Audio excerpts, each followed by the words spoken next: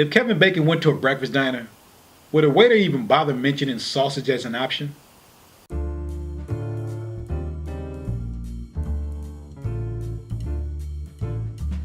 Welcome to D's Rants and Reviews. I'm your host D. On today's episode, I'll be pitting two movies similar in plot or genre against one another to find out which is the superior movie according to my opinion. In the 1980s, the movie industry was booming, and of all the years of the 80s, no year stood out quite like 1984. In that year alone, some of the biggest films and franchises of the 80s got their initial start. Movies like Beverly Hills Cop, Ghostbusters, Gremlins, and The Karate Kid were all released in 1984. Now, two of the top 20 films of 1984 will be the movies vying for movie superiority today. And the categories I'll be judging them on are as follows: story, acting, genre, impact, and legacy. So let's travel back to 1984 to the dance genre to find out who wins between Breakin and Footloose.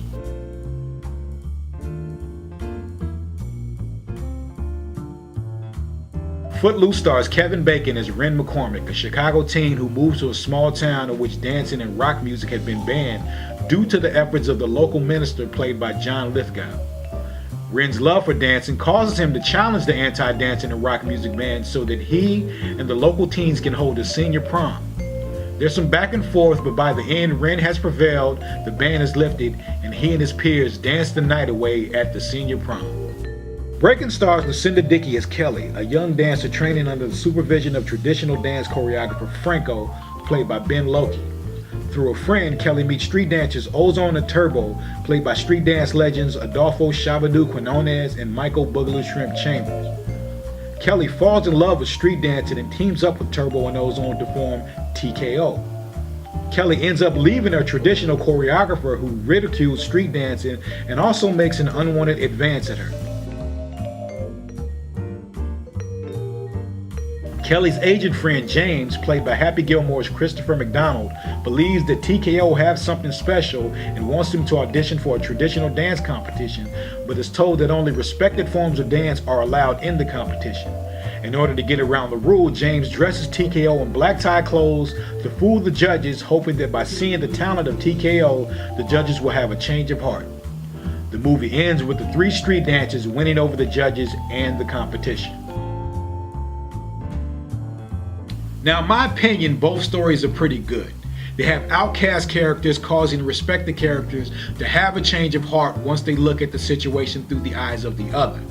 But I have to give the edge of the story to Footloose, based on the fact that John Lithgow's character, the minister, his reason for having the ban in the first place was the death of his son. So in order for him to have a change of heart and lift the ban is more of a character journey. You whack, man. Fool. What's the matter with you, man? This category is interesting due to the fact that you have polar opposites in terms of the respective cast. The cast of Breakin consists of trained dancers who are now acting, while the cast of Footloose consists of trained actors who are now dancing. So in terms of sheer acting, the edge has to go to Footloose. If I gotta get up in front of that council, then you are gonna learn how to dance. Now, because the two movies fall in the dance category, it will be impossible not to focus on the dancing. Breakin was released during the height of the breakdancing phenomenon and features some of the top West Coast breakers and street dancers of the day. Shabba-Doo had already gained fame as one of the lockers who often performed on Soul Train. Lucinda Dickey was a trained dancer who became an actor. Not to mention, the movie also features some of the other famous names in West Coast street dancing such as Poppin' Pete, Poppin' Taco, and Anna Lollipop Sanchez. But the absolute standout star of Breakin was Boogaloo Shrimp as Turbo. As great as the dancing was in the film, Boogaloo Shrimp scenes stand out. The broom scene alone was worth the price of admission.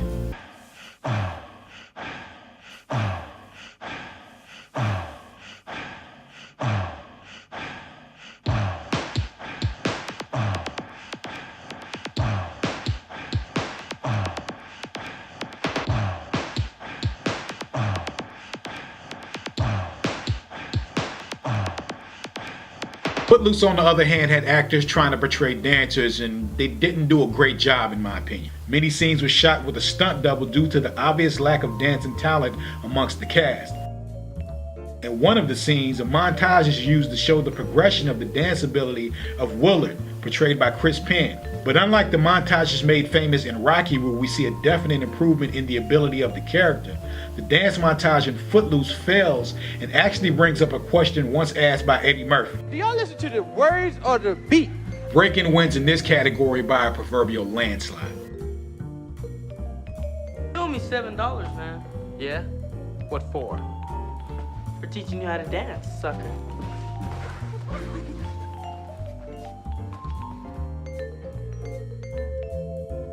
As I mentioned before, both movies were in the top 20 of the highest grossing films of 1984, and judging by the other films from 1984, this was no small feat.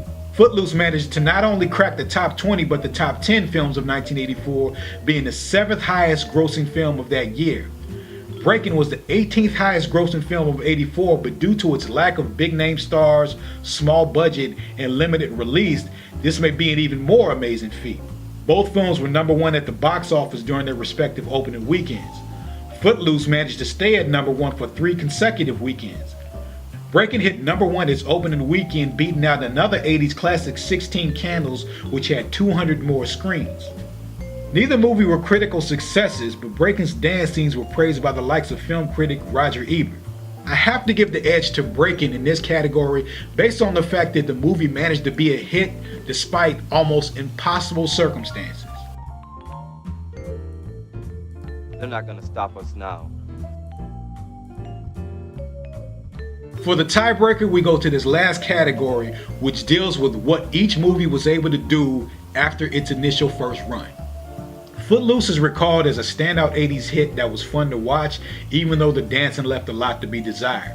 It's also one of the most known roles for star Kevin Bacon, who from recent interviews seems to look back fondly on the film. Footloose also had both a musical and a somewhat recent remake. Both did well critically, but neither had a major impact. Breakin produced a sequel released the very same year with arguably the greatest subtitle to a movie ever, Electric Boogaloo. The film starred the same main cast as the first with a few new additions. The movie was not as well received as the first, but still had some incredible dance sequences. One being a nod back to Fred Astaire's scene in Royal Wedding with Turbo dancing on the walls and ceiling of a spinning room. Both Shabba-Doo and Boogaloo Shrimp are sometimes referred to by the names of their respective characters from Breakin. And a documentary about the life and career of Boogaloo Shrimps has just been released on Amazon Prime. So factoring in all these points, my choice of a winner is Breakin. I'd like to thank you for this award. It's the recognition of my peers that makes all those agonizing days of teaching ozone everything I know. Breakin gets a nod based on the fact that its legacy was immediate, with the sequel coming out the very same year. It's been 36 years since the initial run of Footloose, and we still have yet to see Footlooser come to the big screen.